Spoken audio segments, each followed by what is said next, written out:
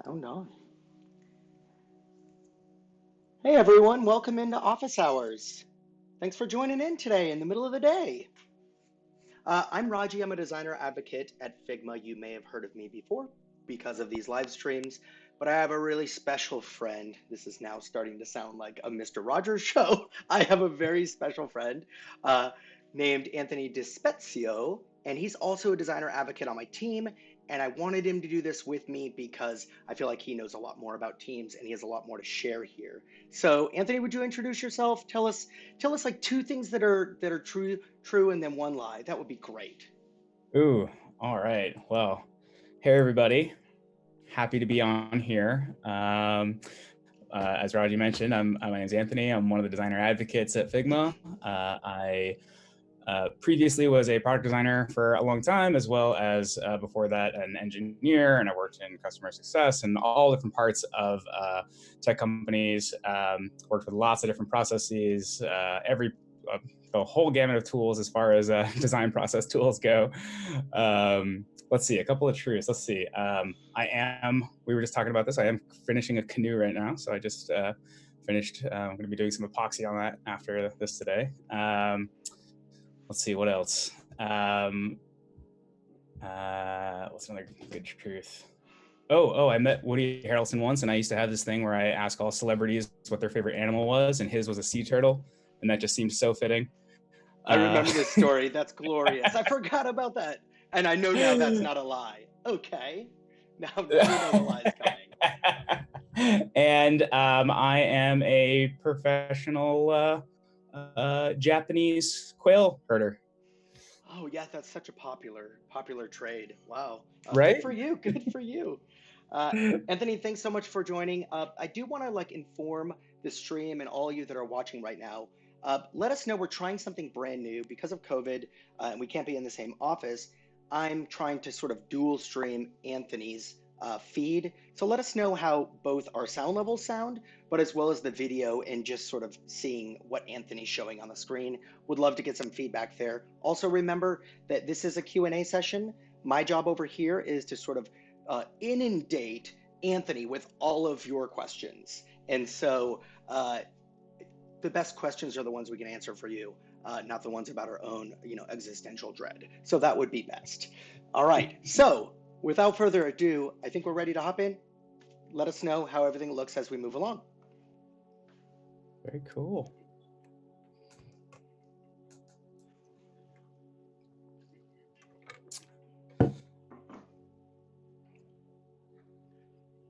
All right, are we good? I think we're good. I see a product team and I see a Twigma. Yeah.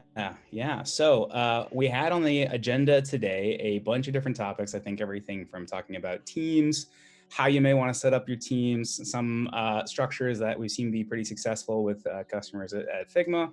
And then I think Raju also wanted to jump into some stuff just around like team libraries and component setups and some of those real hairy things around, I need to make updates. How do I do that? What's the best way to do that? So yeah, we'll go through some of that stuff and some of the ideas that we have set up here.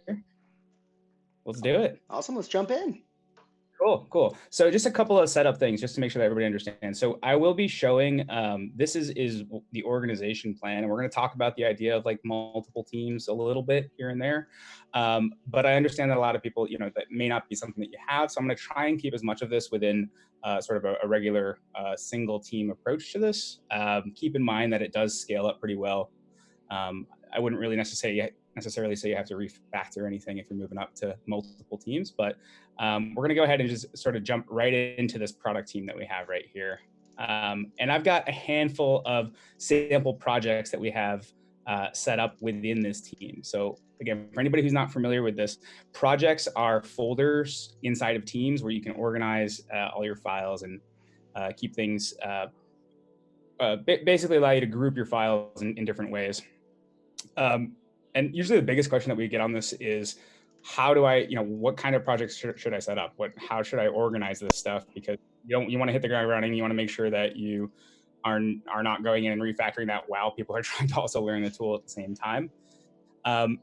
The easiest way that I like to look at this is that if you have a system that's working for you now in whatever tool that you're using, whether it's like files in Drive, files in Dropbox, maybe you've got Abstract or Plant or some version control system or something like that, it's not unreasonable to just try and mirror the system that you have today and see how much of that works in the tool. I find teams be very successful with that because there's a big sort of hidden cost here that I think a lot of people can sometimes forget about, which is the change management of rolling out a whole new system. Mm. It can be an invisible thing that really just sort of ratchets up everyone's time because you take the onboarding of one person and you multiply that by every team member. So any way that you can reduce that change management and slowly roll out changes is not a bad thing either. So if you have a system that's working for you, maybe try and emulate that to the best that you can. The one that I have set up here is a pretty popular one that we've seen quite a bit. And the conventions kind of align with the names that you'll see within Figma as well. So within a team, the team can be set up for usually if you're running a single team, it's probably going to be your design team, right? It's going to be anybody who's going to be needing access to Figma files and things like that. If you have a larger organization or your teams are growing and your system is maturing and now you're breaking out into smaller teams, that's where you can see teams generally being focused around different product areas. A product area could be something like either a part of your application, or it could also be potentially a certain user set, so a particular audience for your application. There isn't really a cut and dry rule around how that stuff goes. But a good one that I see is product area or whole product. And then within that, you can break out in projects into a few different types of projects, I guess would be the way to put it, right? So maybe one project for your design system, one project for all of your ready to build, like your specs and things like that, or the project where you want to be basically handing things off and working with other teams or developers or things like that. And then probably a space like a playground space or an experiments space where you can just go nuts and do whatever you want.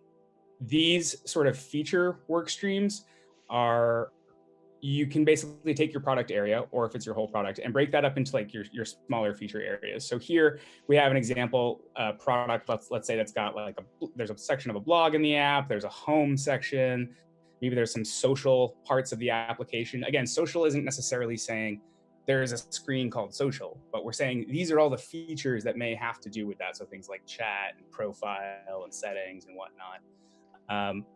And I find that this structure tends to scale pretty well. So you've got, as I mentioned, you'll end up seeing that these feature streams are where you start adding more projects for the different types of streams that you have, the different types of feature areas within your product.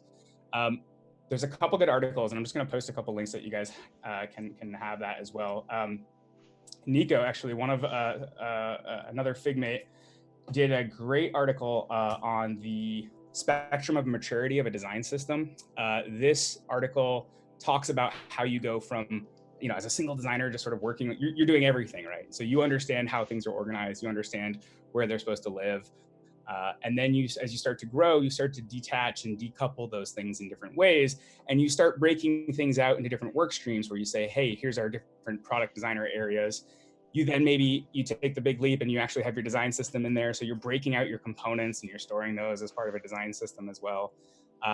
Once your teams grow large enough, you then actually start having multiple teams that all sort of replicate this structure in their own space, because you do want to keep it manageable and you want to keep the number of people that are working on it together pretty manageable.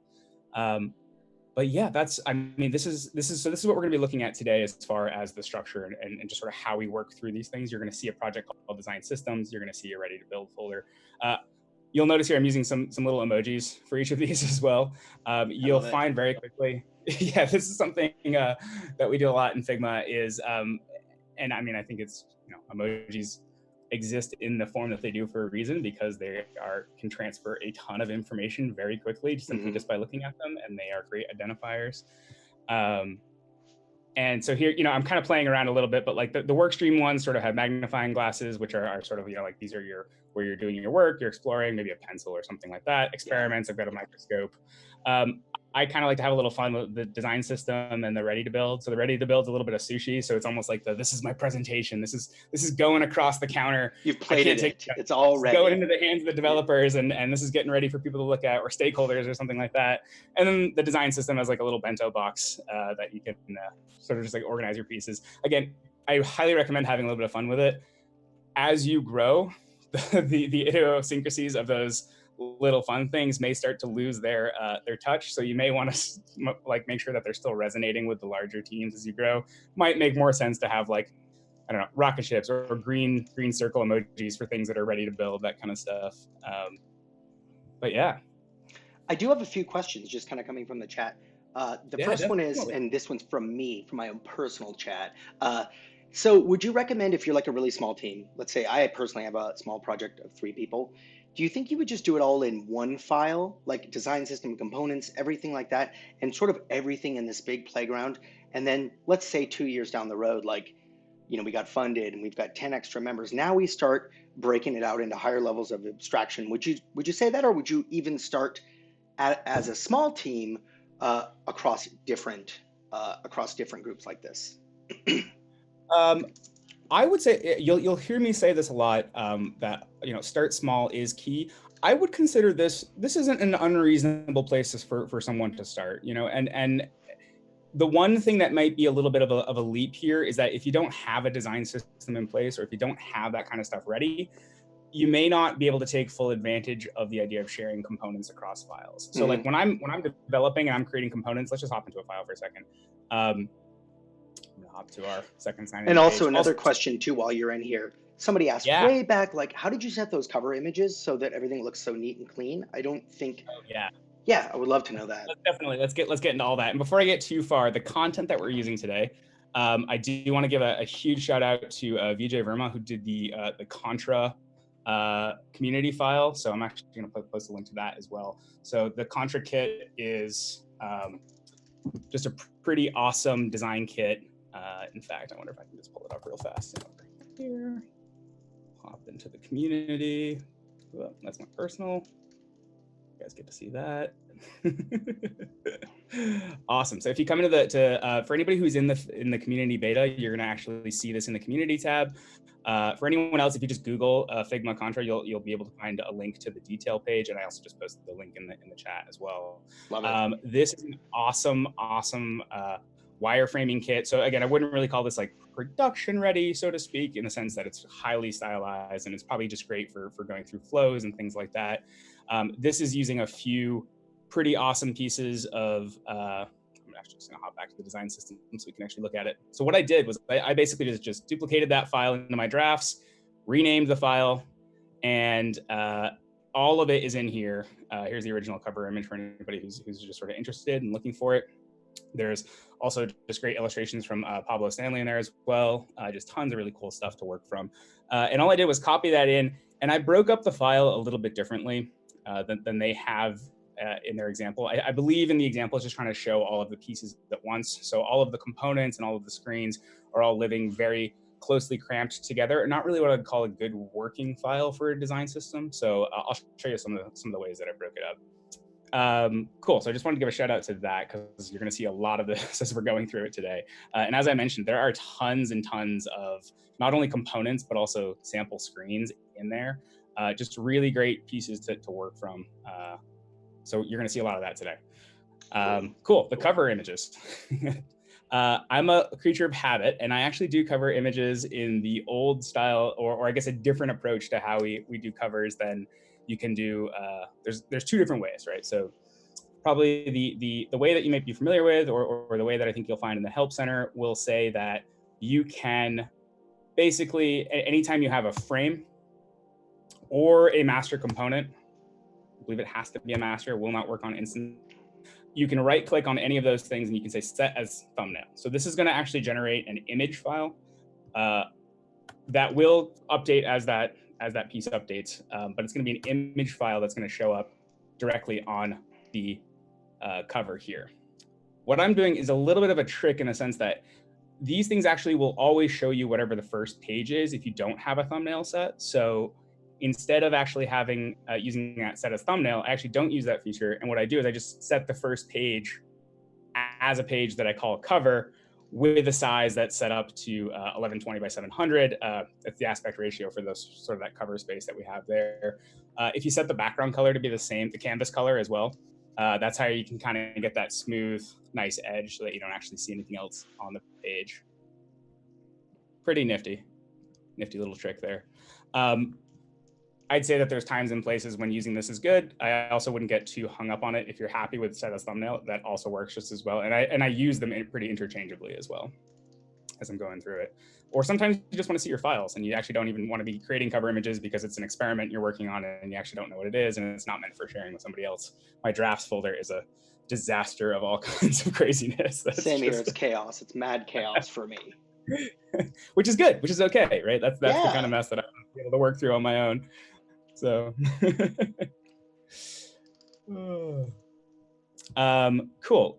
Was there another question there? I can't remember if you had. Nope, no, you're good there. I think we're good to move on. We've got a few other questions, but I want to let you get into all the stuff that you've prepped, and I'm just going to be taking your questions as this chat moves on and putting them into a document for after.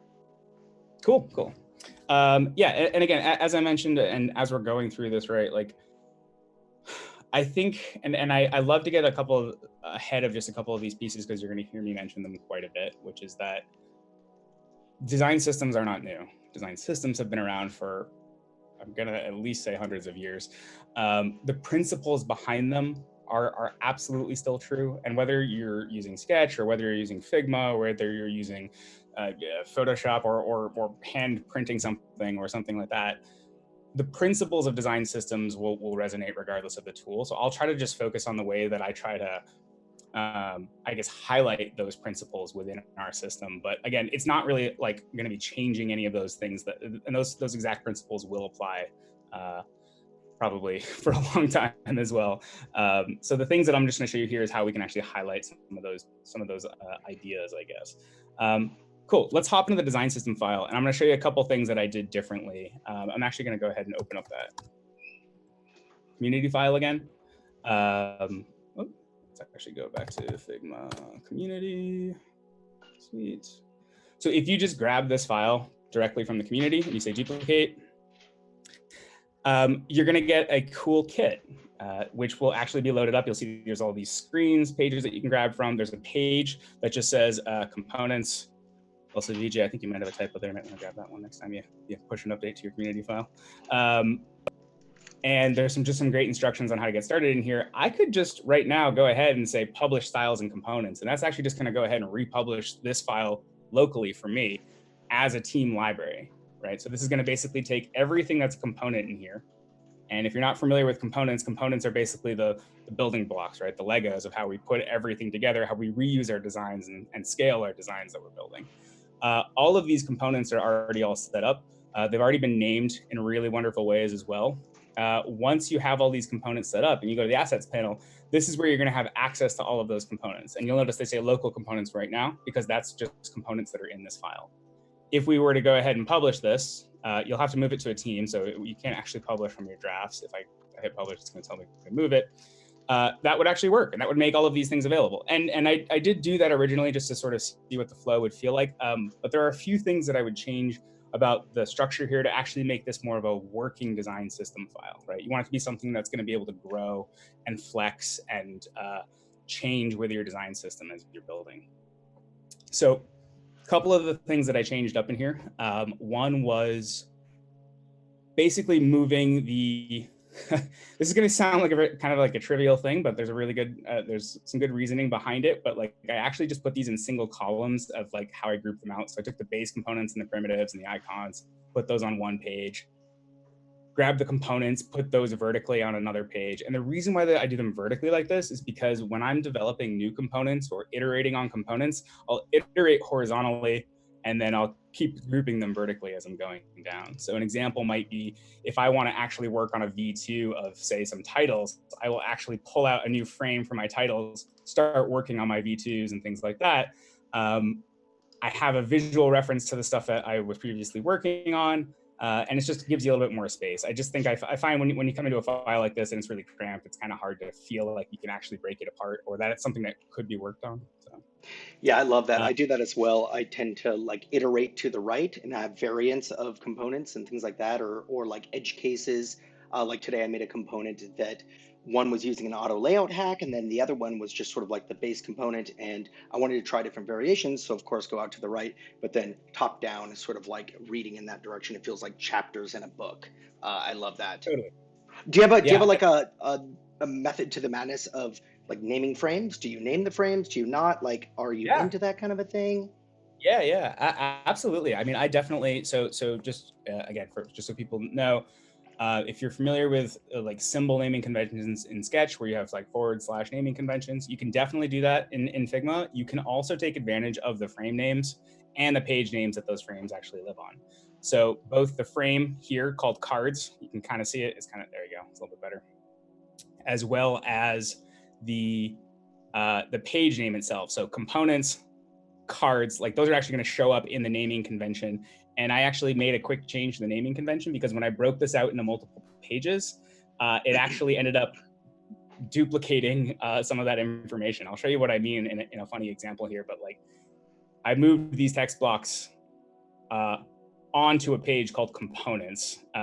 And then also, they also have text blocks in their name. Right? So you can see here the layer name actually says text blocks and the frame that it's on says text blocks. So if I go to my assets panel and I look up text blocks, so the assets panel, again, this is where you can grab all of your components. This is where you can search for them really quickly. I was a big Sketchrunner fan for a long time. And we also have a shortcut that's just option 2, which will take you right, if you're not on the assets tab, if you're just in like the layers panel, if you hit option 2, take you right to the assets tab with your search bar already highlighted and focused. So you can just quickly start searching for components that you have. So in this case, like if I was going to search for text blocks, you can see it pulls up the text blocks. But what's funny about these, and actually maybe if I don't do a search, but if I Yeah, I just think the actually, tree structure will really highlight the weakness here. yeah, you can see here it's like text blocks / text blocks / text blocks. This was my Yeah, last design system I this designed. It was like 18 different of the same thing. I thought I had to do it right. all And this in is the something that component name. this is something that I accidentally did because I was moving these onto new pages, and you're going to be moving things around. So it's good to have a few things as to how you can quickly adjust these things at scale. I knew that I wanted to put these on a new page, so I knew I was going to have to face this issue. So what I can do is I want to get that lowercase text blocks out of there because I don't actually need it anymore. I've actually got text blocks as my frame name. So what I can do is I can come over here, I can select all of these text blocks. You can see I just grabbed all those layers automatically.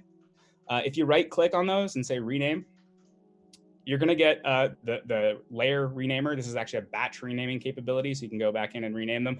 And it also supports regex. So if anyone's familiar with regular expressions, they're sort of a text-based way to do advanced searches, finding, replacing, all that kind of cool stuff. And you can see here there's an option at the top that says match. This is an optional thing. You don't have to do this. But what this will do is this will match existing text and replace it with text below it. So what's cool is you can just type in something like text blocks, and then space, and then / and then space. So I get rid of all that extra cruft at the end. And if I replace with nothing, all it's going to do is just subtract those from the layer names, right? So if I just hit rename now, boom, I just took off that text blocks from the front of those. Anthony, I was today years old when, and I work here, and I was today years old when I learned about the batch rename. I think it's because maybe I've only thought I could just rename one at a time. Is it a different dialog that comes up for a single item? Yeah, so if you grab a single one, you'll just get the rename field, right? Or like it would be the same as like double clicking into it. If you have them all selected, is where you get the batch rename capability. That's awesome. You'll notice that when I did that rename, it looked like there might be some extra spaces in some of these. So there's like some cruft that I don't want to control. If you do something like that, again, regex is really cool because you can do really fancy things. Like, let's say I actually want to find text blocks, and then / and then space, and then there might be another space, so I can hit space again, and I can do a question mark, which will say this may or may not exist. It's called a non-greedy selector, I think. Anyway, regex is insane, and it's huge, and it's a beautiful, crazy language that is supported by a lot of programming languages as well. I tend to use regex 101 as like this is a cool website for basically you can go in here and you can test regular expressions, right? So you could like grab your file, you could grab your layer names, put them in here, and then test things out. And what's fun about this one is this one will actually like teach you as you're doing it too. So it's like, Is our regex actually the naming convention within like ECMA script or JavaScript? Is that kind of the one you follow? Yeah, so I would set that to ECMAScript or JavaScript. The kind of stuff that you're going to be doing in layer naming, it probably doesn't matter too much. This tends to get like some crazier stuff, but regex is one of those skill sets that, like, as a designer, it's definitely more of a programmer kind of thing, but as a designer, it's an incredibly valuable skill for even just for little things like this. I mean, the power of what you can do in here too as well. Let's go ahead and if I was to rerun that rename again, we also have things that we can substitute as well. So like current name is an option that you can actually throw in there as a variable. So $ampersand will take the existing name and do something to it. Or perhaps you want numbers that can't count up or count down. So if I wanted to actually just renumber all of these and rename them, let's go ahead and let's take off that text blocks part, right? So text blocks / and then maybe there's another space on there. Maybe not, we don't know. And then I can say, replace it with the current match. Oops, sorry, not the current match. All I want to do is just add, I guess I'd actually have to do this as like as a capture group, but anyway, we'll come back to this, but you can also just add in numbers here as well. So I forget how to actually get the capture group for everything else. Yeah, you can tune in to Anthony's live stream, his 10-hour live stream on everything regex. We're not going to go into this in detail. Okay, basically you set up a capture group again, and it's you do $1 and then you put space. But look, see, I just started renumbering those as they go down the list. So if I hit rename now, you'll see that we get the 2, 3, 4, 5, 6. I would have to go into details as to why I messed that one up, but you can kind of get the idea. That's still cool. Even the batch rename thing is amazing. So that's awesome. Yeah, it's super fun. So that's how I just started reorganizing some of the pieces here and getting the naming conventions that I want. Another quick one on that regex renaming actually is like, let's say you have a text layer and you want to basically rename all of your text layers. Like, let's say you have like a UX writer who's coming in and you want to just be able to number them or do something like that. You can go in, you can select the text layer. That edit menu has a bunch of awesome select all with ... kind of things. So like select all with the same font or same text properties is nice. Or the same, just the same properties will work as well. And that will just grab all of the text fields that have the same. You can then rerun that batch rename and number them or something cool like that. So super fun stuff.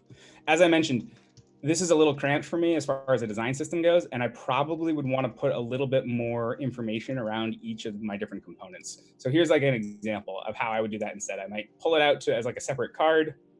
I might add a little bit of context as to like what this thing is, maybe some usage guidelines, or really the kind of stuff that I'd expect to see in like my design system, right? The documentation that goes around the components. Just put it directly in the file here. I mean, it has a ton of cool advantages, which is because like if I'm over here working, if I'm a designer working in one of my files, like let's say we come to the sign up file and I see a component. Actually, let's go back to the blog one because then I can actually just use the exact same component. So let's say I'm working on the blog, come in here, I find that component. If I go to that component and I say right click, go to master component, because the master is actually coming from that design system file, this is going to take me right back to that file. I love that too, because I always lose track of where those things are. I don't need to search for it or go navigate out. I just need to go right to it and change it. Yeah, totally. And or let's say I was a designer who doesn't necessarily work on the design system. Maybe I only actually have view access to this file. I can still come in here and learn more about that component, whatever information's been added, that might be relevant for me. And I can say, oh, right, I'm supposed to use this for X, Y, and Z use cases. You can absolutely put a lot of that information inside the component description as well. But sometimes you may want to be a little bit more verbose, or maybe you have a system that you're using for your component descriptions. Man, we can totally touch on that too. There's so much cool stuff here. There's so much to learn. Yeah, join our 200-hour stream. All right, keep going. You're doing great. We'll do a multi-part one if we have to. So, that's just sort of like where I was going as far as like breaking these pages up and setting things up for a better, more usable design system. I think it can be a little intimidating when you grab somebody's design system file and everything's like super cramped and you're like, where do I start?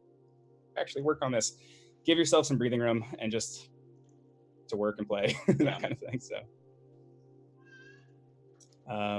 Yeah, so from there, where would be a good place to go? I guess we could actually, let's do a couple more cool things on the design system that I highly recommend.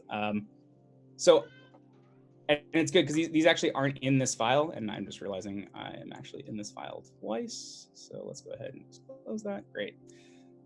These weren't in the file that I downloaded, so I'm just sort of adding a couple examples here. But I mentioned that component description piece, huge part of a design system, because what this is going to do is surface information about the component in a few different places for different users.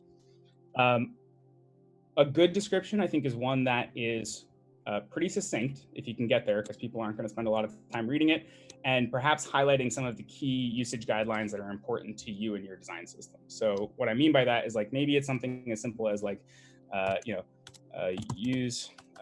is a user postcard. You probably don't even need to like repeat the name of it because you've already got the name on the left-hand side. So you could just dive right into your usage guidelines. Emoji conventions are also great here as well. I think if anyone's in the Friends of Figma Slack, or Joey actually did a great tweet on this as well, just around how are people using emojis in their component naming conventions. And people are doing all kinds of things of like, you'll use like a big do not use for, like any parts of your application or something like that. Or maybe you've got a note to your developers or something. So you come in and maybe you grab like a little dev person, and you're like, hey, by the way, this component actually exists in our code library, and here's the install script for that. So, like npm Figma /cards/big or something like that, right? So this is useful information. I'm going to put in a couple of these examples right here, and then let's also put in, like this is like use for marketing as well, something cool, right? Like that we want to use. That component description piece, when you go and actually grab that from the assets panel, so if I was going to actually find this card, and I'm just going to search for cards, big, because I happen to know it's a big card, you'll see when I hover over that, I actually get that component description on the right-hand side. You can also, if you're coming in the code panel and you're selecting an instance, or I guess even the master in this case. I was just going to ask that. Yeah. That's great. Thank you. You're going to actually see that in the CSS or in the iOS or in the Android. It's going to show up as a comment. So if you accidentally, there's no reason why you couldn't just copy that and actually put that in your code as well. You can always go to table view too if you actually just want to hide that information. But pretty useful component descriptions. And then the last piece on component descriptions, and I have to say, I don't get to this part as much as I wish that I did, which is adding like keywords and tags and things like that. So I'm going to go down a couple lines. So I'm holding Shift Enter to just sort of, or I guess just regular Enter is fine too. And you can actually add anything that you put in this component description will be searchable, right? So I can add in things like, this is also for posts, and this is potentially a mobile only card. Those are probably, again, some trivial examples because you already know it's for mobile because it's in a mobile library, but just to show you guys, now if I come over here and I search for like posts, I'm going to get all of my components that have been keyworded with posts. So super useful. There's one other really interesting thing here happening. I don't know if anyone's picked up on it yet, and I love this. And I actually had not thought about this until I downloaded the Contra Kit. I've used it a couple times, but not at this level, which is, you notice how each of these frames have a different background color? Those background colors actually show up in the assets panel as well. And they're like a quick visual cue as like what type of component it is, right? So like if I came in here, let's say like, let's make this a little bit more aggressive so that we can all see it. And then I probably need to republish again so that we can see that. Check it out, right? So like now I can actually see my text blocks. And if let's say I'm doing like a search for like a block or something like that, I can actually visually organize them by color based on the background color of the frame that the components live on. I'm curious, like I've seen this this frame color thing used in certain ways. For instance, like icons. Let's just say they were white icons and they're in a white UI background in the assets panel. A lot of people have said, oh, just change the frame color around them and then they'll show up. Let's say you can put a dark background or something. I'm curious about the other, I love it, but I'm curious about the other use cases you've seen for that. Like, do you do certain colors for mobile or desktop, or what organization sort of tactics have you seen? Yeah, I mean, honestly, I cannot say that I have seen it all that much yet. That's just me personally. I'm sure people are doing it, and anybody who's watching the stream right now, please tweet at us because I would love to see some examples of that, or just drop it into the stream. And again, I the last time that I was working on a really mature design system, the speed at which we were trying to get stuff done, this was a luxury thing. So it just didn't happen. And that's okay, right? Like you should focus on what's going to get you off the ground and running and get that, what's the analogy? Get the rope across the river before you build the bridge. So get the system working, make sure that everyone understands the processes. And then when you have the time, and this becomes more of a luxury thing to really help reinforce the idea of how to use the system. I wouldn't say that I would start here because this is definitely going to be blocking you from much more important things, but it's also just a quick thing to add. So my thought would be is maybe you've got color conventions already that you're using elsewhere. You could just try and mirror those as much as you can get your designers, your developers, your PMs, stakeholders, anybody, as long as you can, any place where everyone can be using the same language or having the same visual cues, you're going to cut down on confusion. You're going to speed up the time for people to actually be creating work, right? Because at the end of the day, design systems are cool, but they are not the products that we are shipping necessarily, except for some companies. But for the most part, it is a tool to help you get to shipping products. So really make sure that you're not losing sight of that end goal. Yeah, I tend to get obsessed and just sort of think there are design systems designers. Definitely. They're out there. We love you. Yeah. And where was I going with that? Yeah, there's a great video by this guy, Zay Frank, called Brain Crack, and about smoking brain crack. And I feel a lot of it actually applies to this as well, which is where you can sit there and you can dream of the applause of the thing that you never actually shipped as much as you want. And you can get really high on that brain crack, but until you actually sit there and do it, push out a V1, learn from that, push out a V2, learn from that. In that same amount of time, you could have already been on V3 and already had something that was fully baked and getting used at least. So I remember Zay Frank from like over 10 years ago. This is like the Web 1.0 days, and I loved it. I loved it. He was very expressive. He was like the Jim Carrey of the web. Right. He was so cool. Yeah, cool. So we looked at a few of those little naming conventions there. Pretty helpful for getting your design system up and running. Another piece that I would say here would be what you actually name your design system can be kind of cool too. Again, if you're a team of a few designers, you can be a little radical with it because you know you're going to be using it. The more that your system grows and the more that people are using it, you may want to just be careful about how you name it. Jules Forrest actually did a great, she's a design systems lead at Credit Karma, and she did a great talk at Config. I actually have a link for that I'll drop in the channel as well, on just even like naming your design systems and things like that. So it was pretty cool. I would definitely say check it out. Awesome. I'm burning through time here. Do you want me to share the Jules Forrest tweet? Oh yeah, that's a little. That's actually that's some cooler stuff. That's getting a little bit more advanced into like the Figma APIs and change logs and stuff. Okay. We'll come back to that. I'll let you go ahead and also judge the cadence of this thing too. We've got a few questions, but I want you to get to the meat here. We could tack on the questions later, or whatever we need to do. Yeah, sure. I got time. Cool. So the other thing that we did talk about, or that we mentioned that we wanted to get to, which is I think one that I haven't found a ton of great documentation for this online, so I like to just sort of communicate it and just sort of get that conversation going, is you've got your design system. You're using your design system. How do you push out updates to your design system in a meaningful way that's actually going to be useful for your designers and isn't going to be a headache, and it isn't going to become this big thing that you're like, crap, we have to make updates to the design system again, and you're scared to do it, and you're scared about what's going to happen to the file. So I'll show you a few tricks that I've used, and Raji, I'm sure if you've got a few of your own as well too, so I'd love to get your take on some of this stuff.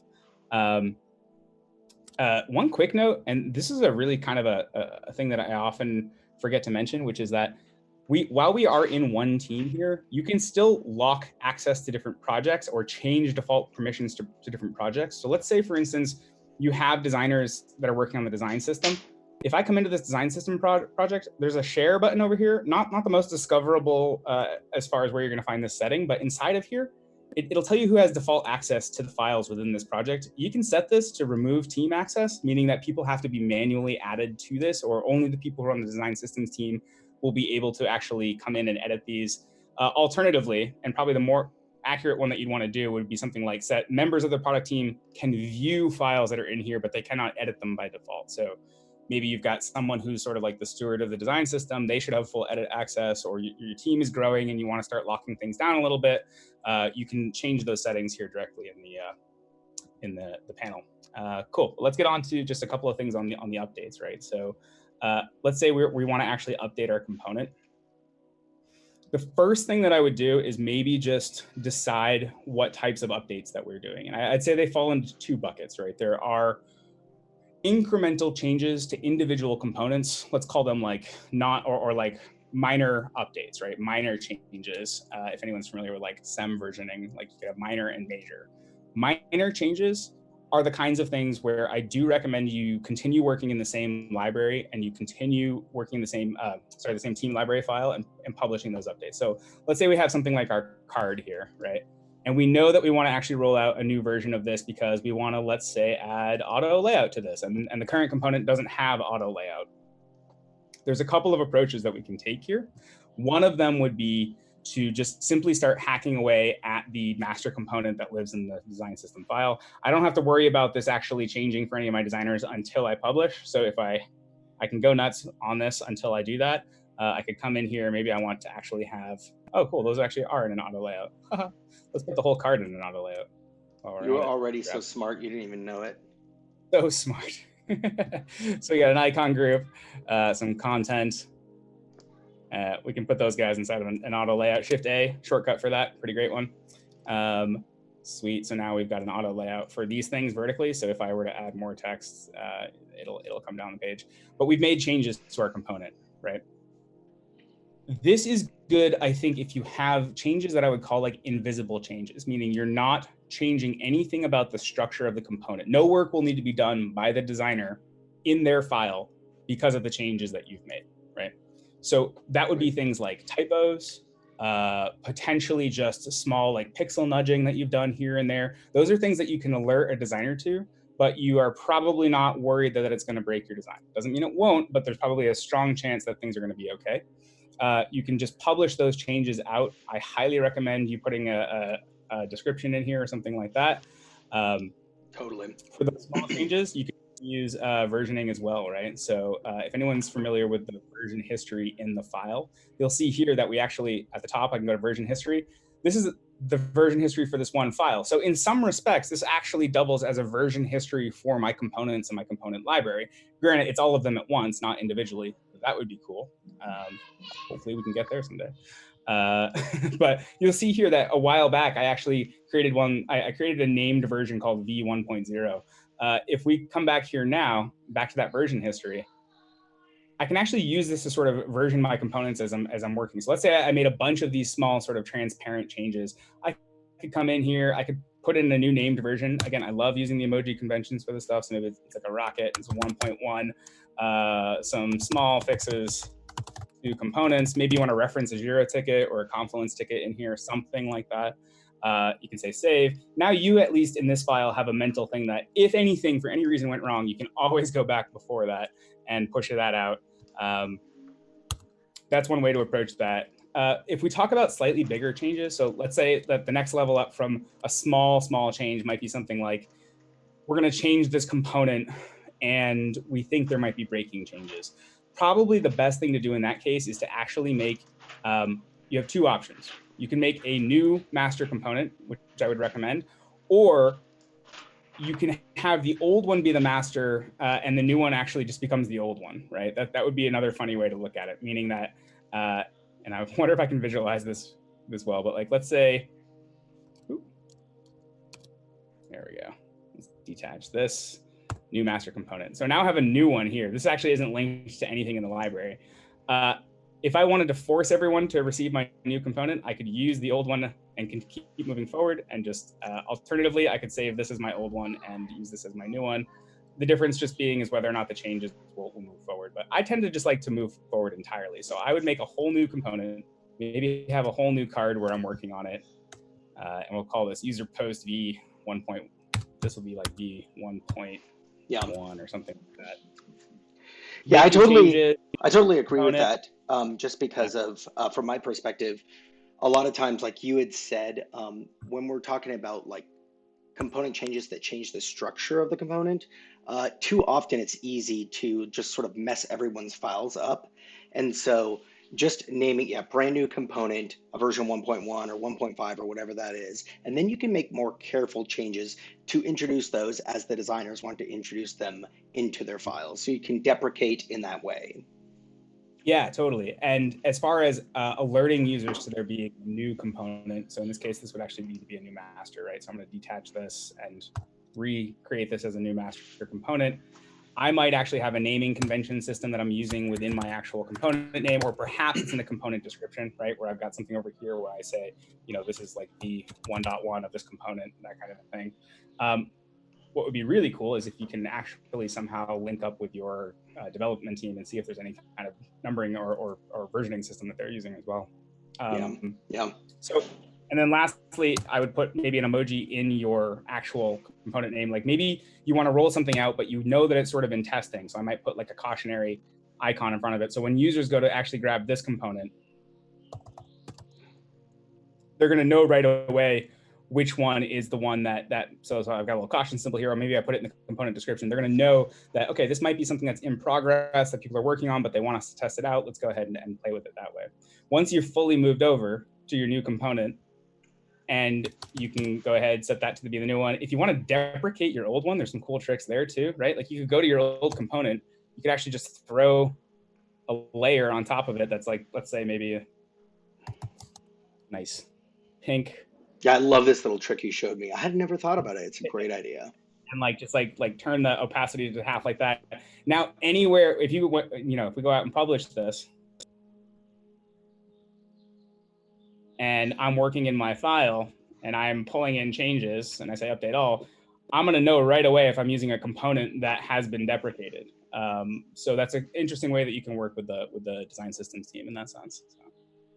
And then if they don't even look, let's say you're a sort of a hapless designer, just sort of stumbling through those assets panels, you drag out one of those components, I think that's a sort of a flag to them. They're like, oh, visually, maybe I didn't read it through the description, but visually I see that it's pink. It looks like something's off. You could also put a layer blur on there or something to kind of blur it out, which sort of throws another signal that like, wait, this isn't working right.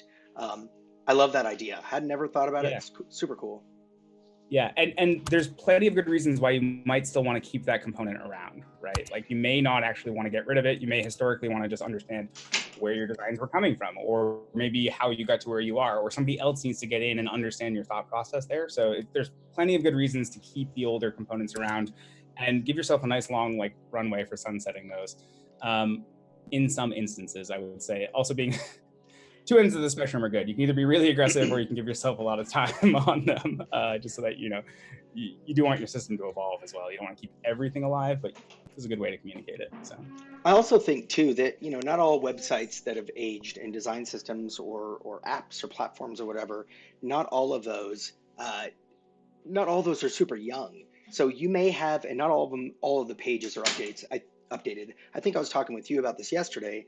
You go to various pages on twitter.com. Let's say you're going off to documentation or like API guide stuff. Some of that's in the older style. And in that way, you kind of want to keep these around because sometimes people need to amend or update something in these older pages. So they still need to work with those building blocks. And I think in this case, if you dragged out a deprecated pink one, you could intentionally, as a designer, go in and turn off that override for that layer. So just turn off the visibility of the pink so it's still, so your developers aren't like, I guess these are going pink. Like they would be able to just turn that off and still work with that as a usable component. I could come in here and be like, no, I know that I'm using this and I need to use this for some reason. You've made the call. Again, it's not necessarily about policing your designers. That's not what a good system should be for. It should be for making sure that you're having the right conversations and that the right things are being focused on. The final little piece of just like updating is like, let's say you're going to something that is just not you can almost call it not even the same component. You're changing the entire visual style. You're moving to a full V2 of this thing, right? Like everything looks different. The background colors, shapes, placements of everything. Right. That would be a place where I would maybe make the call of if you want to start a new library altogether, right? So you could do one of two things. One would be is that you could put a new page within this file and continue to publish out. That's not wildly different than the last one because you're still going to have both the V1 and the V2. It could work, right? You could keep telling people to go to the V2 ones, but you're component library is going to be twice as many components. And if you really want to be start sunsetting, I would consider just starting a new library and calling it like a V2 or something like that. Yep. You can come in here. You can even just duplicate. Be careful with duplicating your old system, depending on how your setup is. Either it's going to create instances of the masters in the file. You may just want to go in and create new ones. But what that'll give you is the ability to then say, for anybody who's moving forward now and creating new stuff, I want them to be using V2. And on the team settings, actually, if you go to the settings on the team page, you can say enable libraries for all team files, meaning these are the libraries that I want on by default, right? So if I have a contra wire kit, let's actually just duplicate this real quick, just so I can actually show you guys. And rename, and we'll say this is V2 of our kit that we're doing, and maybe we're actually sunsetting this one. So we say rename, and I want to just put like a band symbol in the front. So it's like, stop using this. If we go into our settings now, we say enable for all team libraries. Oh, I would have had to publish the other one real quick. Love doing this stuff live. Oh, I love it too. I love it too. You we just all gonna the stuff fumble everything. Awesome, cool. So this is assembling all the components. So there is hundreds of components in this file. The first time that it does a build of your system, it will have to do a little bit of creation there. Cool. Now, if we come back to our team settings, enable libraries. What did I do? I must have done something wrong. In any event, you can turn off your V1 and you can turn on your V2. I'm surprised it's not showing up there. I think I know why, because it didn't actually create new master components. It just created instances of everything. Was this the very thing that you were thinking that you were fearful of? So when I duplicated that file, just for everyone to see here, you'll see that these are masters, but there's an issue in the sense that these are actually not new masters. I'm going to go ahead and just create a new file here, new components, so we can actually publish this and see it. Publish 1,000 components. Fantastic. Cool.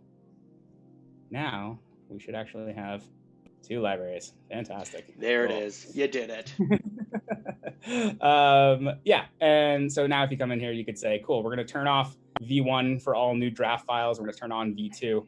And then if you've got an org plan and you have access to that library analytics, you can actually go into your libraries, click on, say, V2, go to library analytics, say compare with V1, and actually watch the usage of V1 drop as the usage of V2 goes up. If you've ever been in a position, which I'm sure anyone who's worked with design systems and teams, is you have to try to like prove worth and value of this stuff and why do we actually do this. Having graphs are a very convincing way for people, I find. So I'm curious, within that design system analytics, I know that's not for everyone, but within that, can we jump down to the user level where it's like, wait, it seems like almost everyone's using the new one, but I'll just choose a name. Rogie over in Utah keeps using 1.1. Like, has anyone not notified Rogie? Do we have a way of getting down to the user level, or is it just more like just numbers and stats? So it's to the team level. So you could do something really cruel and put somebody on their own team and just track them and see what's going on. Rogie in Utah gets his own team. Got it. Mm-hmm. But I like to think, and I don't know if this is true or not, but I like to think that this is because we did not build this to again, you don't want to put yourself in a position where you're policing designers. These should be guides, these should be instructions, these should be things that people want to use. So it does go down to the team level, but it will show you the insertions of all the components and things like that. And then what's really cool, and I love this one, and I always show this off, is the detachments. You can actually see how often people are breaking the connections to your master components. And again, it's not to go slap a wrist or something like that. It's to go and have a great conversation with somebody going, why isn't this component expressive enough? What is it not doing to meet your needs? Right. What is the lack in our component library and the reason that you keep having to like bend it and stretch it? So that makes sense. Right. Yeah. So yeah, tons of cool stuff there. As I mentioned, if you're growing your team larger than this and you do have access to multiple teams, you could go from here on to just creating like a whole new team just for your design systems team, right? So you got like your design systems team.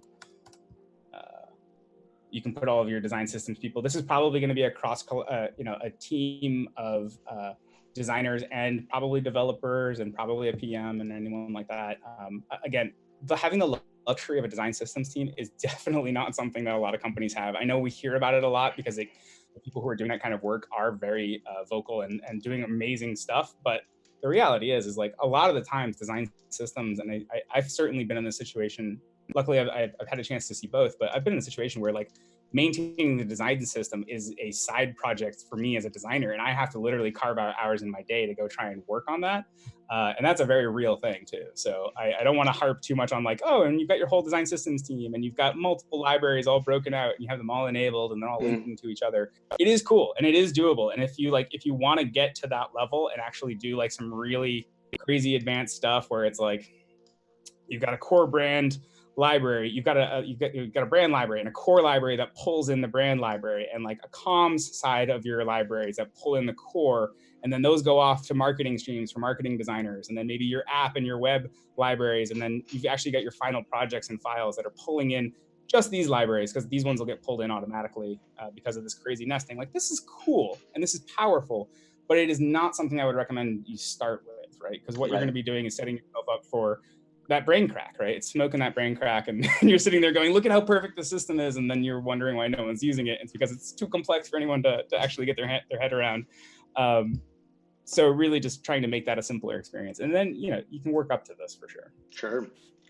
Curious about that switch over when you did the design system library and it was just like 1.0 and then 1.1. I know that in each one of those, the master components on each one of them are all named the same because it's a duplicate.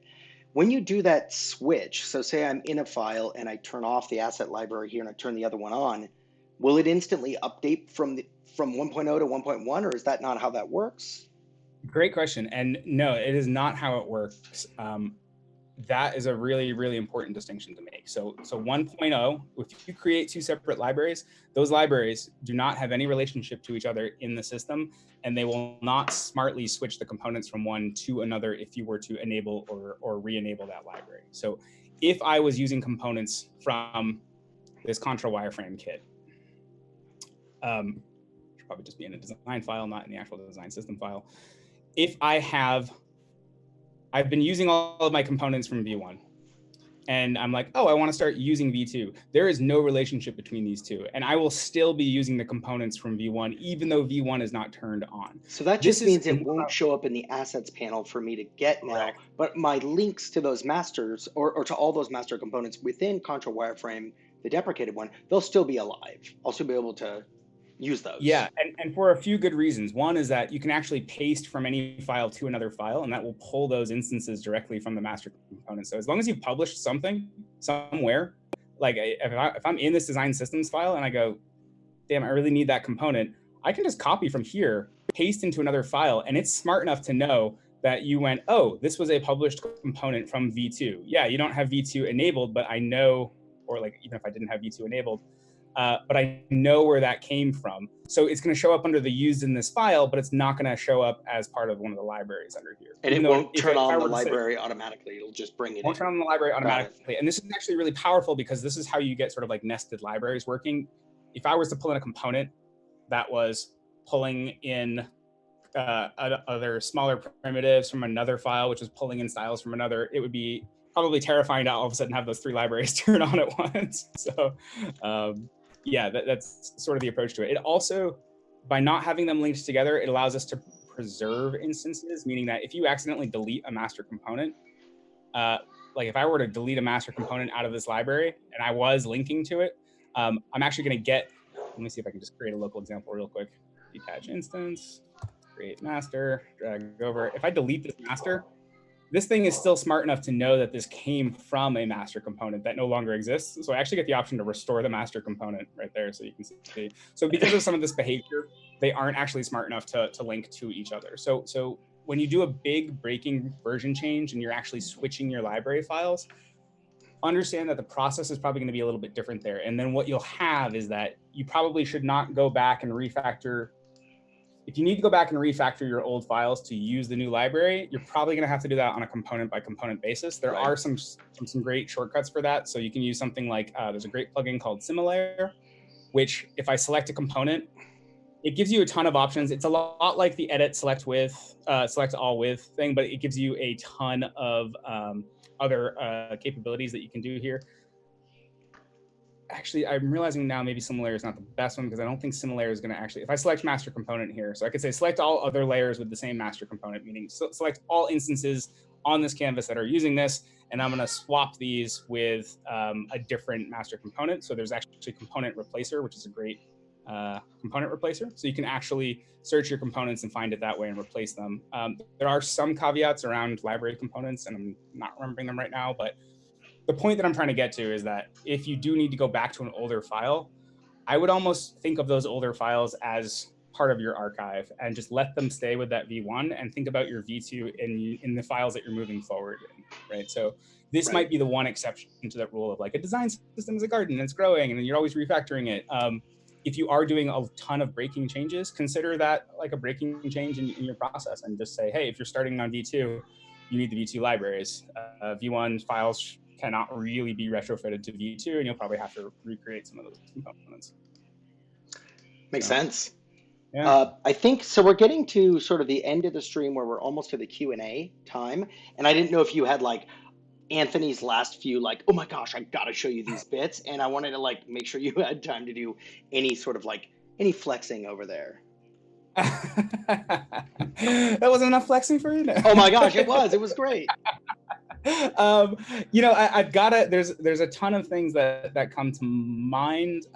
These are some of the bigger ones. I know there's a conversation around design tokens that I don't think I really want to get into right now, because I know that we're still trying to like figure out the best approaches for some of that stuff and how we actually manage crazy styles. But the one piece on tokens that I want to talk about, so for anyone who doesn't know, design tokens, whatever you want to call them, I know that name is somewhat sticking, but it's also not. In the past, we've called them things like variables or constants or settings or whatever. It's the things that you're using frequently within your system. Things like color styles and text styles, those are types of tokens, right? Mm-hmm. But you can get really advanced with that stuff. You can have things like spacing units. You can even have text tokens that are actually good for localization and things like that. Right. I bring that up because I think a lot of people say, well, I can't use this because I don't have a way to import my tokens file. And the one piece that I would say to that is that while you may not be able to bring them in, setting your tokens once or setting your styles or your text once in your file, if those ever need to update again, you only really need to go to one place in your file to make those changes. It's not like, so simply by having styles and text styles and color styles already, you've already reduced the amount of work for designers considerably. When you say, okay, great, we need to update this token because we're changing something like a brand color or some spacing units or something like that, it's probably, while it's not perfect and it is a small manual process, it's a small manual process way upstream where you're saying, okay, developer, you go make the change in the code. Designer, you go make the change in the design system. And yeah, it might be a tiny bit of manual work there, but you've already cut down so much additional work already. So just because you couldn't import them all at once, which again, back to the brain crack, like that is the perfect system and the perfect idea and the perfect world, you can still save a lot of steps for you and your team just by doing that kind of thing. So awesome. Yeah. Well, it sounds like we can just dive into some questions. I think we racked up like 10. So I'm going to start from the one that came on earliest, as opposed to the way that I used to do it, is go backwards. We had a question here, and this may be reaching back into some of the stuff we've done before. I'm curious if ultimately makes sense for me to utilize a Figma team to represent a vertical. There are 20 plus designers, usually 1 to 2 per vertical. 20 plus designers, 1 to 2 per vertical. Yeah, so I do think that that's okay. Again, without knowing the exact situation, because I do not think that there is a one size fits all for this, at least just to talk about some of the limitations that you might want to be aware of as things start to grow, or what refactoring of that team might look like in the future. Teams are the level where you can actually invite members to things. So visibility will be at the team layer, meaning that, let's say that this was a whole vertical and not a small team, right? Like, so this was something much bigger than that, where we actually have sub pieces or sub teams that are broken out into projects. You can do that.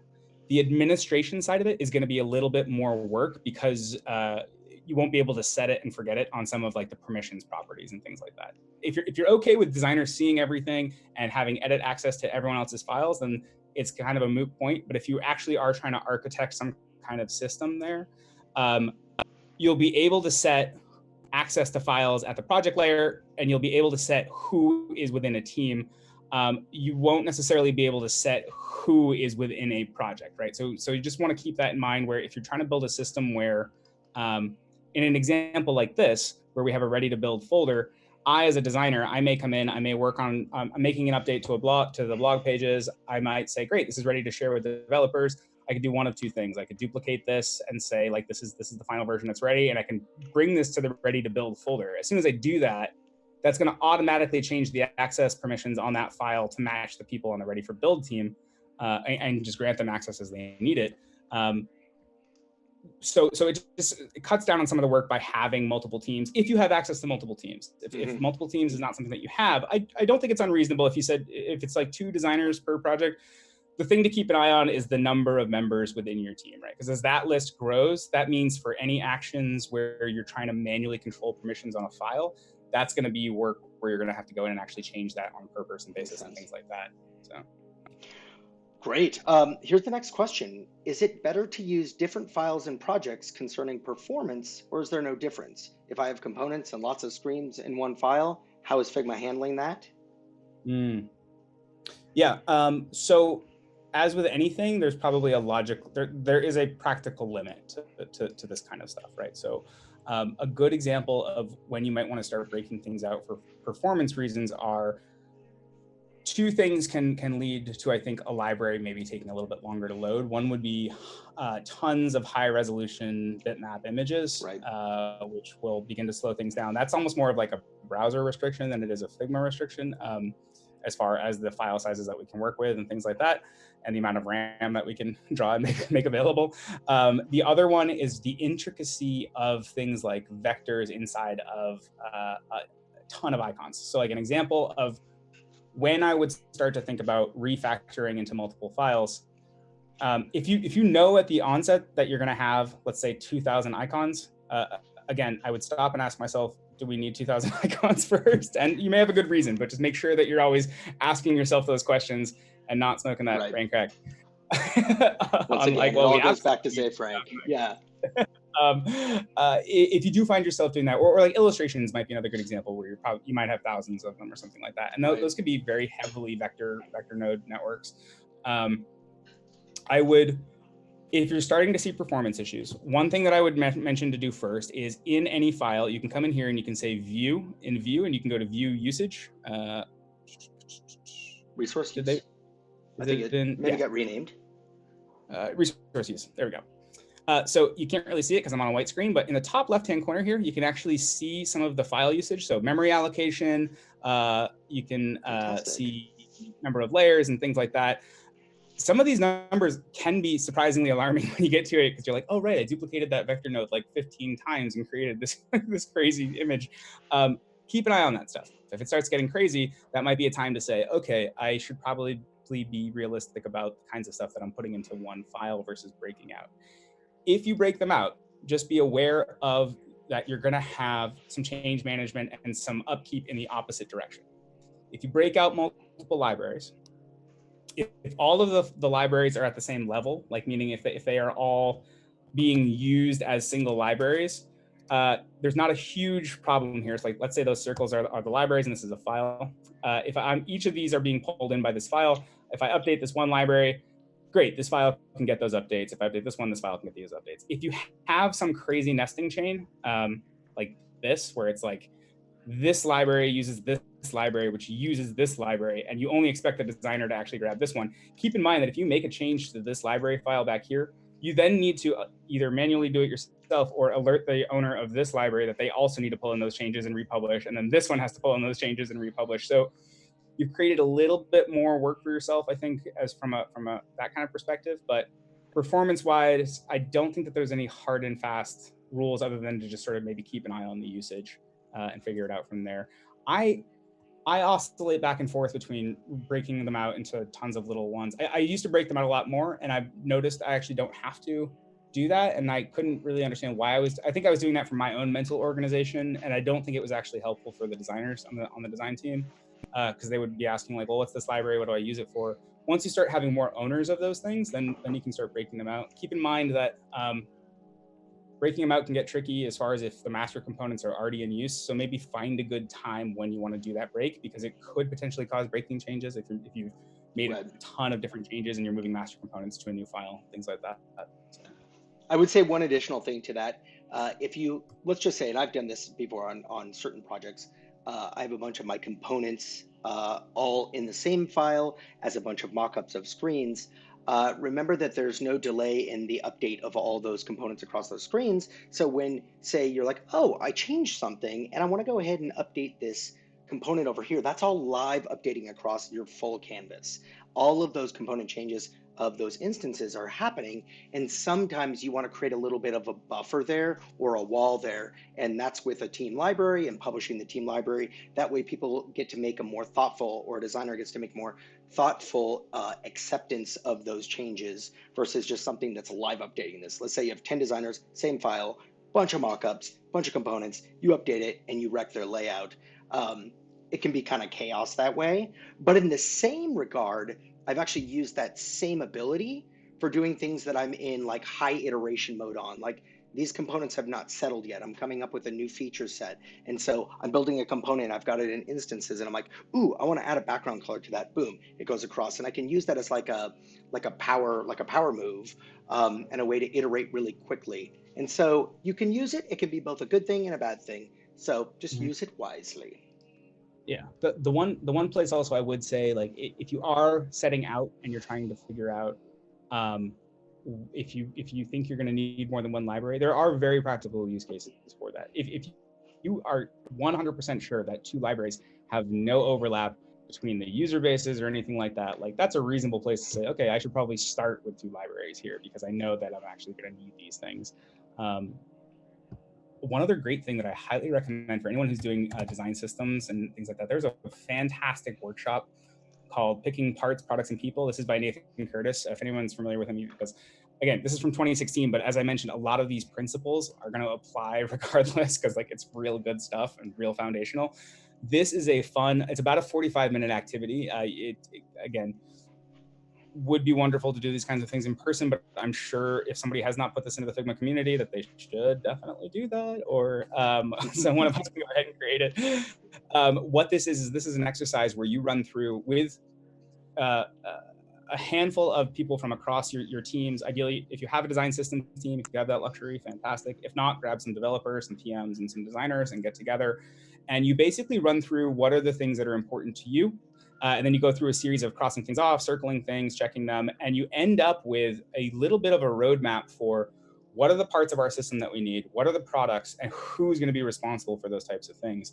Again, it's a guideline. It's not like you're really signing people up for things just yet, but it's a very humbling experience. And I ran this with a couple different teams, because you begin to realize that what you think your design system is not at all what anyone else thinks is relevant or like maybe is not what's important to them. And you begin to see that this thing is actually a very different beast, or that there's not a one size fits all for this, and can really help you sort of divine how you want to tackle your design system. And you may say, oh, cool, we've got these three parts that are all related to each other, and these two parts, those might make sense as good libraries, that kind of a thing. Again, this is definitely a foundational element. I wouldn't recommend doing this every few months or anything like that, or doing this while you're trying to transfer your design system to Figma. Like, try to avoid making structural foundational changes while you're just trying to move things over. It will make your work take twice as long. But Love that. I shared that link in the chat. I think we have time awesome. just for a few, maybe just a question or more. One that came up, we've answered a lot of them. You actually answered a lot of them through your demonstration, but one of them here, it says, it would be amazing, and I would love to know your answer on this too. It says, it would be amazing to be able to push a dialogue alert to your org when you're pushing big changes, something that everyone would see. Maybe it's across the team or across multiple libraries or something like that. We He said, we lean on Slack to communicate changes because we know people aren't going to go in and read commit and description notes. Um, it's not really a question, but do you have any sort of like tips for that, or is it just really to over communicate? What's your tips on that? Yeah, I mean, I think that strategy, whatever the strategy that they're working with now of just like communication through other channels, like do not ever think for a second that your design system is going to be a replacement for your communication, and it absolutely should not be. If anything, it should be causing more communication to happen. So Right. I would definitely continue to roll out changes regardless of the tool, be it Figma, any tool that you're working in. Continue to have those places where people are going to be checking for that types of information. And I agree. It's not going to be someone's prerogative to necessarily come in here and they're going to hit uh, review or something like that, and they're gonna they're gonna not necessarily see everything that's changed or be different. So certainly work with a any other kinds of like communication tools that you have. A couple other tricks. One would be to like put something on the cover of your files. One sneaky thing that I've done here is that in this design system file, this cover itself is actually also a component, meaning that if I were to put anything else on this cover, like let's say, hey, there's updates, something like that. Again, that's very egregious, and I wouldn't recommend doing something like that, but just for the sake of example, Nice. Black. If I were to do something like this, what's cool is that all of the covers of all of my other files are using this. So if I were to publish this out, anytime someone opens up one of their other files and they pull in the changes, their cover is going to change as well to say, hey, there's updates. So like it would be a way to get in front of somebody. I'm not sure if I really want to recommend that for production. I will do it as a mental note for myself sometimes, like if I've made changes. Also, the new link feature too. So like you could come in here and be like updates, and like send people to the links. So like let's say I put a not command K. Let's say if I put a link in here, I could link out to maybe somewhere where we're actually tracking our changes that we're making, or whatever list we had ahead of time. Alternatively, there's cool plugins like Notepad, which will basically let you just put notes directly into a file. And because of our new plugin thing, if you come to the bottom, you'll see like, oh yeah, there's some notes in this file that I need to look at. Again, discoverability is kind of right now, but other approaches to it. I would never sacrifice the other communication channels though. Jules Forest did do a cool thing with the Figma API, which will surface the change logs as well. So they're actually building a tool that I think will surface those changes externally and in another system. I'm gonna just pop that link in as well. Awesome. So you can access all of that information in the change logs, and I mean the Figma APIs go on for miles, and there's still more that we need to add to, but some cool stuff in there. Well, yeah, awesome. I don't know. Raji, do you have an approach on that stuff? I think I had something on the previous one. On this one here, but I seem to have blanked. I think we went on to the next thing. Oh no, I want to just provide a little bit more context around that plugin thing. So basically, right now in our plugin API, if you do use like say that notes plugin, previously like nobody knew, like a designer didn't know that you used this plugin with this file, and it's like an assistive thing. But now, when you actually come into that file on the sidebar there, now, of course, if your color styles are just like enormously huge, we're going to have to fix that and be able to do some kind of some kind of collapsing there. But you'll have to scroll to the very bottom and look, and you'll see that it can say like install notes.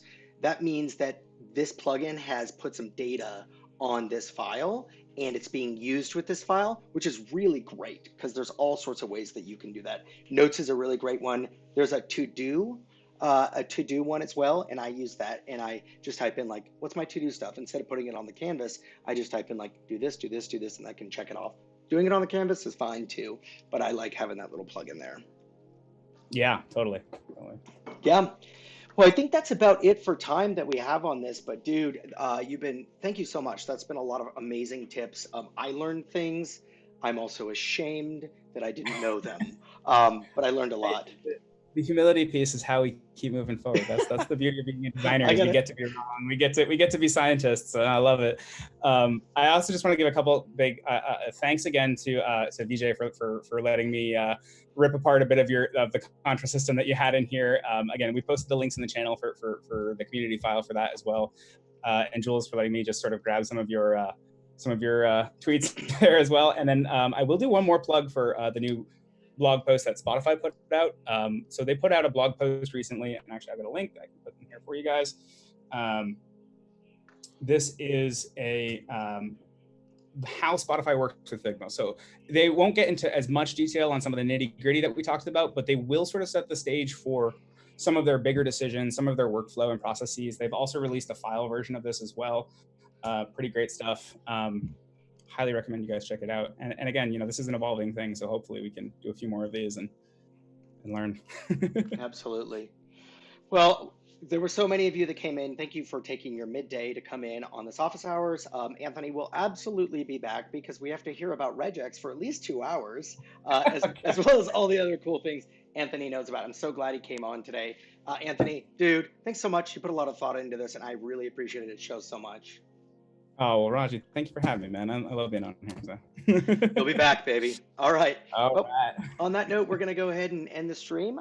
Thank you, everyone, for coming. We'll see you next.